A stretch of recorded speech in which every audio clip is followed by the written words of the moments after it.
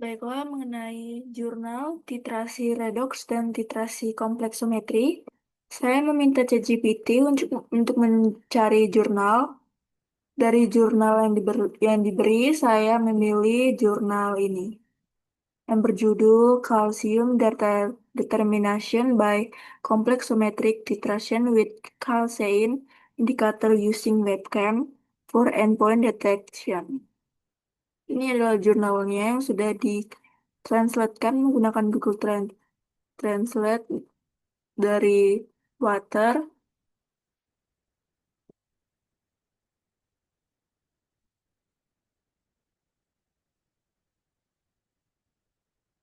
Ini adalah hasil dari Cimabue-nya dengan kuartil Q1.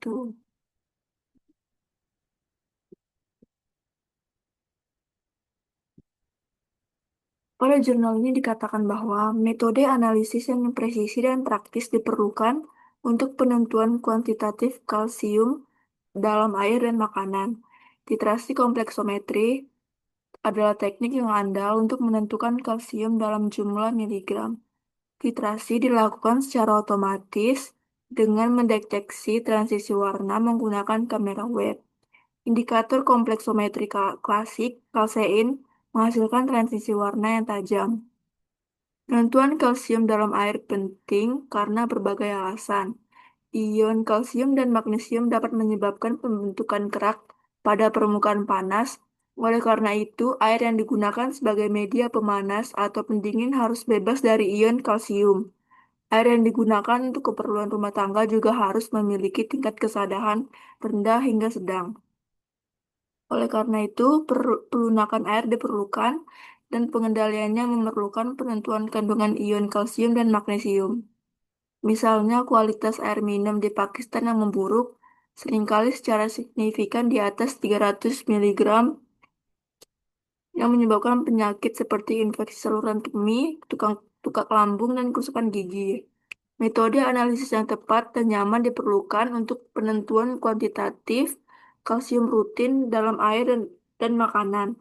Metode yang paling banyak digunakan adalah spektrometri serapan, termasuk titrasi kompleksometri.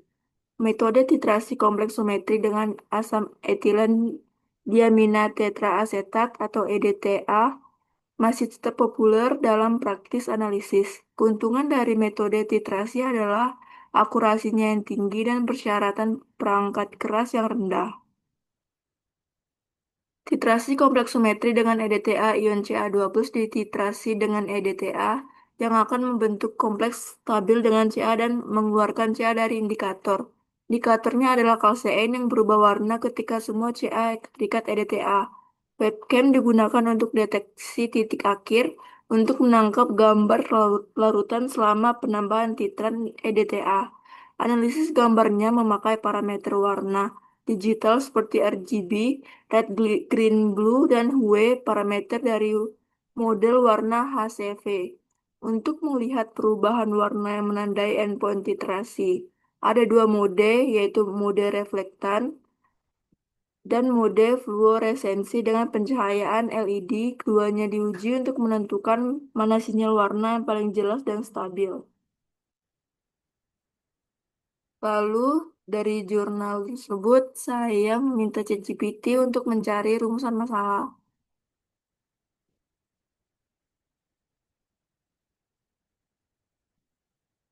Dari rumusan yang masalah yang diberikan, saya memilih rumusan masalah nomor 3, yaitu parameter warna seperti hue, green, blue dalam model RGB HSI mana yang paling sensitif dan stabil untuk mendeteksi titik ekuivalen dalam tritasi kalsium dengan metode webcam. Lalu saya meminta ChatGPT untuk mencari jurnal yang dapat menjawab rumusan masalah tadi.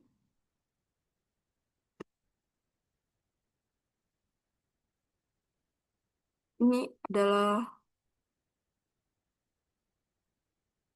jurnal yang dikasih ChatGPT. yang berjudul Aplikasi Metode Titrasi Semi Otomatis Menggunakan Webcam untuk Penentuan Kalsium dalam Susu dan Produk Susu dari Molekules. Ini adalah hasil ChatGPT, hasil Cimagonya dengan kuartil 1. Pada jurnal ini dikatakan penentuan kuantitatif kandungan kalsium dalam susu dan produk susu merupakan tugas analitis. Pentingnya unsur ini dalam diet manusia. Penentuan kalsium dalam susu dan produk susu dilakukan menggunakan titrasi kompleksometri semi otomatis dengan webcam sebagai detektor perubahan warna. Sinyal analitis yang diuji adalah komponen warna RGB yang dibaca dari gambar gelas titrasi dan parameter Hue yang dihitung. Untuk indikator kalsein, sinyal optimal adalah hijau dan Hue. Untuk indikator HNB, sinyal optimal adalah merah dan Hue. Metode titrasi yang dikembangkan menggunakan detektor kamera RGB ditandai dengan linearitas yang sangat baik.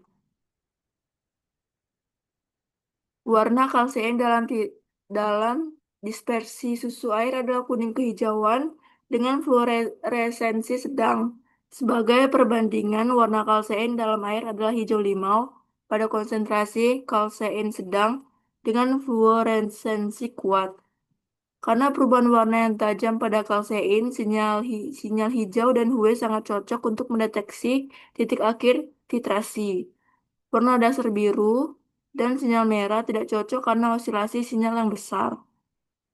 Grafik yang diperoleh menggunakan sinyal hijau dan Hue cukup seragam, sedangkan grafik titrasi yang diperoleh menggunakan sinyal biru memiliki osilasi yang signifikan. Yang kedua, untuk mendeteksi titik akhir menggunakan hidroksinaftol biru sebagai indikator, diuji dalam mode reflektansi. Pada metode ini, sinyal biru juga cocok untuk mendeteksi titik akhir, sedangkan sinyal hijau tidak cocok untuk tujuan analitis. Parameter Hue memungkinkan presisi yang lebih baik dibandingkan warna primer merah dan biru. Hasil yang jauh lebih buruk diperoleh dengan menggunakan parameter biru.